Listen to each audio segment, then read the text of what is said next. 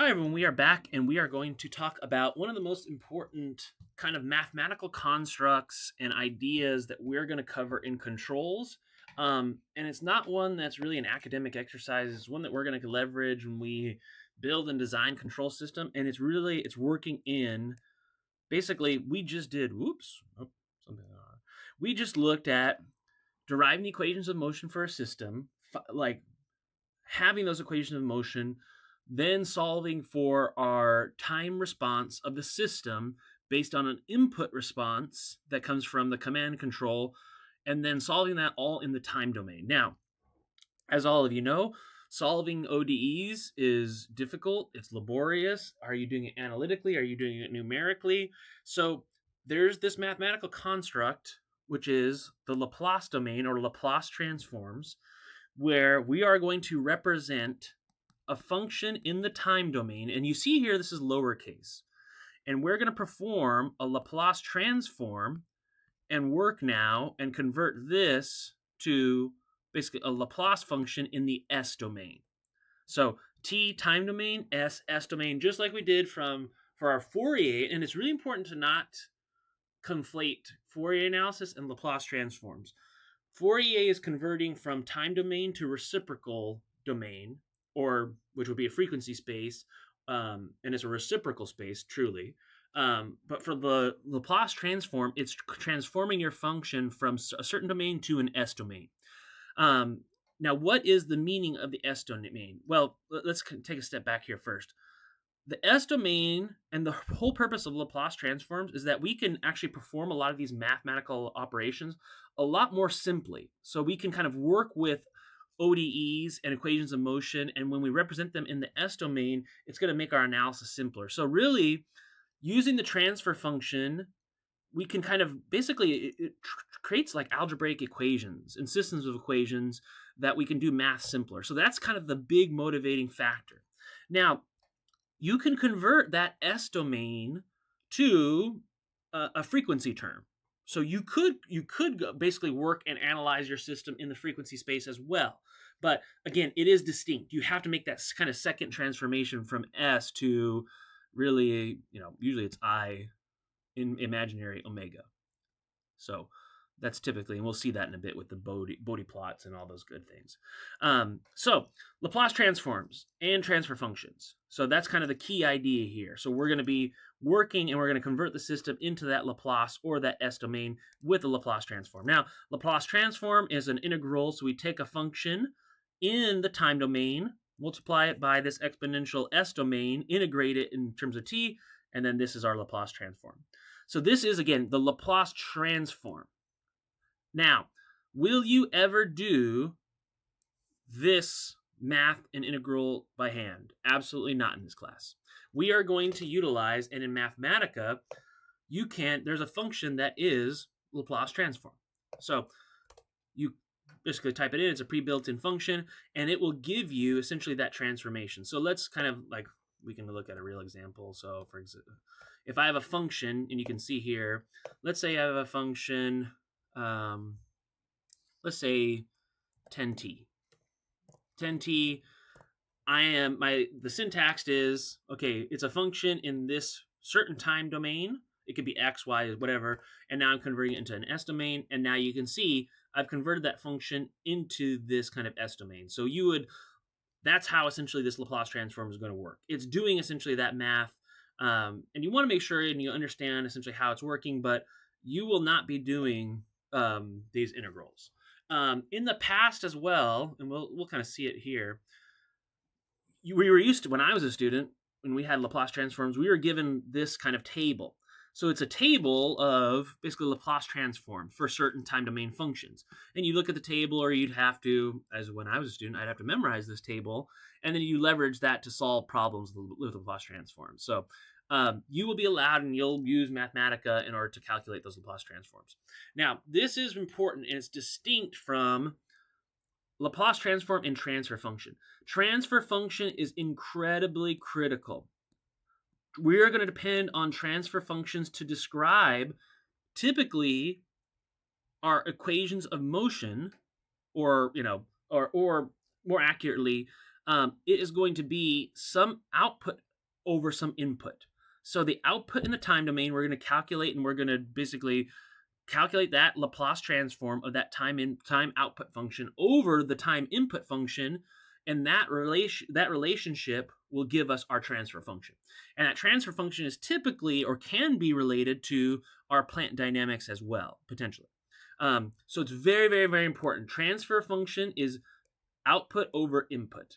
If I'm looking at the transfer function of my whole unity, closed loop feedback function.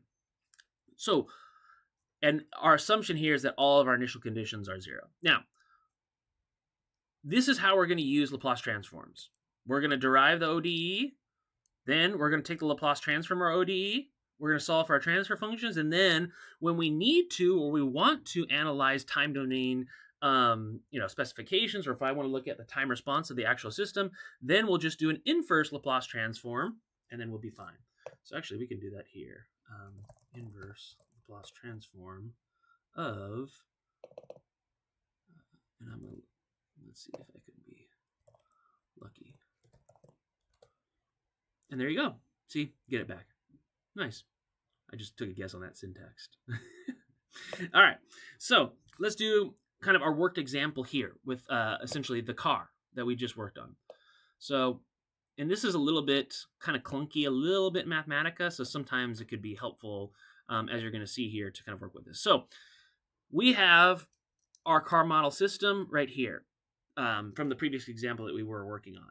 And now we can just rewrite that as a function. So my y of s, so I'm just going to rewrite this because I want basically that output.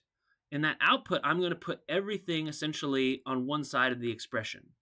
So I need to essentially define that system. So you can kind of see I'm basically rewriting that here.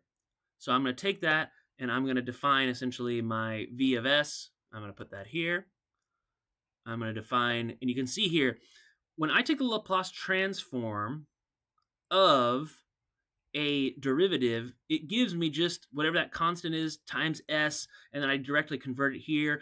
Now, it does give me this initial condition that you can kind of see here, right? But we are assuming that at 0, this is going to be, again, our assumption is all initial conditions are 0. So now this would be the side of my equation that is y of s, or v of s in this scenario. But again, I like to think of it as like the system output. So our system output is the velocity. My u of s is just u of t over m, and you can see I'm dividing out everything from here. And again, you can do that. You can keep it on one side. Again, it's not really critical at this point. But I'm just kind of rewriting it like so here. That would be my u of s. And then if I want my transfer function, it'll just be this over this. And again, you can kind of see this idea. Actually, you can see here. V of s over u of s is equal to, actually, there's a little mistake here. And actually, we can rearrange.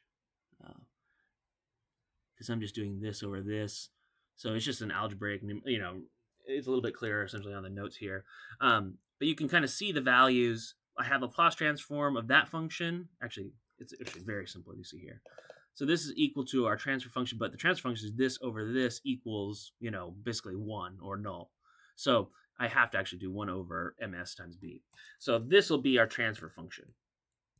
So sometimes it's easier to do basically algebraically, but you can kind of see how you can work with these functions. Let's do one that's kind of a little bit divorced from, symbolically. Let's do it numerically. You can look at, here's our second ODE. So this function here, we have our u of t again. Solve for it out, and you can kind of see we get this. Oops.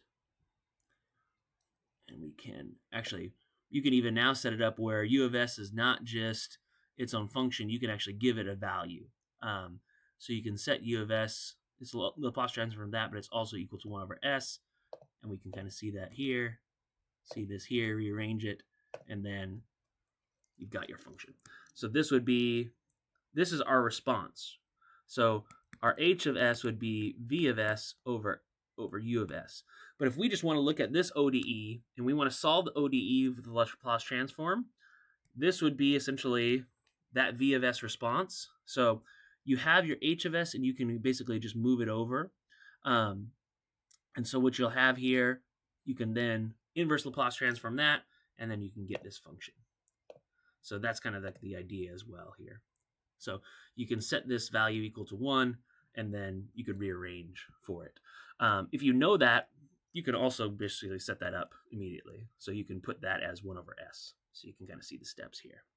So that's kind of the idea. So rewriting Laplace transform, if we know what this command, again, structure is, you plug that in, you take the Laplace transform of this becomes this function here, and then all you're going to end up doing is then basically performing that.